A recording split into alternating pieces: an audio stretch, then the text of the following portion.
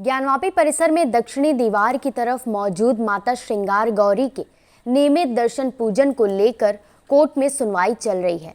इन सब के बीच शुक्रवार को संत समाज ने यहां पहुंचकर विधिवत पूजन पाठ किया।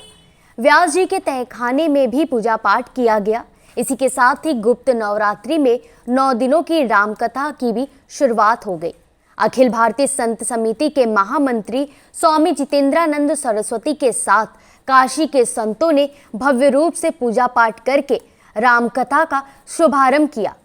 पूजा में शामिल अखिल भारतीय संत समिति के महामंत्री स्वामी जितेंद्रानंद सरस्वती ने बताया कि यह परंपरा औरंगजेब के शासनकाल से काशी के लोगों के द्वारा निभाई जा रही है।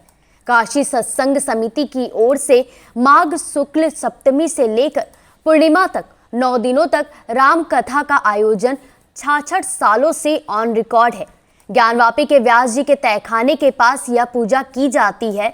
इसी परंपरा के अनुरूप आज इस कथा का शुरुआत मां श्रृंगार गौरी और तहखाने में पूजन पाठ के साथ किया गया। उन्होंने बताया कि सरकारी दस्तावेजों में विधिवत अनुमति के साथ 66 सालों से यह कथा यहां पर होती आ रही है। इसी का आयोजन आज से शुरू किया गया है। यह 9 दिनों तक चलेगा। इसके पहले श्रृंगार गौरी माता का विधिवत पूजन करने के बाद व्यास जी के तहखाने में स्थापित प्रतिमाओं का विधिवत पूजन किया और फिर रामकथा की शुरुआत हुई। मां श्रृंगार गौरी के पूजन से प्रारंभ हुआ रामकथा काशी सत्संग समिति के द्वारा। औरंगजेब के समय में जब काशी ज्ञानवापी का मंदिर तोड़ दिया गया तो काशी के ब्राह्मणों ने यह निर्णय किया कि हम बाबा विश्वनाथ को राम कथा सुनाएंगे वर्ष में एक बार। यह 9 दिन की कथा माघ शुक्ल पक्ष की सप्तमी से प्रारंभ होकर के पूर्णिमा को पूर्ण हो जाती है।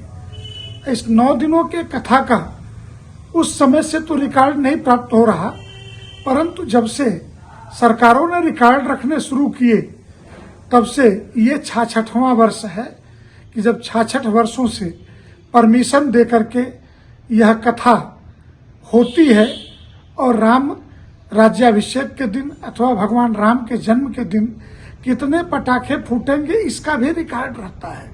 तो आज बाबा विश्वनाथ की मुक्ति के लिए ज्ञानवापी मुक्त हो, इसके लिए मां श्रृंगार गौरी का पूजन और नंदीश्वर भगवान का पूजन, जिनकी प्रतीक्षा जितनी जल्दी हो सके समाप्त हो और ज्ञानवापी तल गृह में भगवान का पूजन प्रारंभ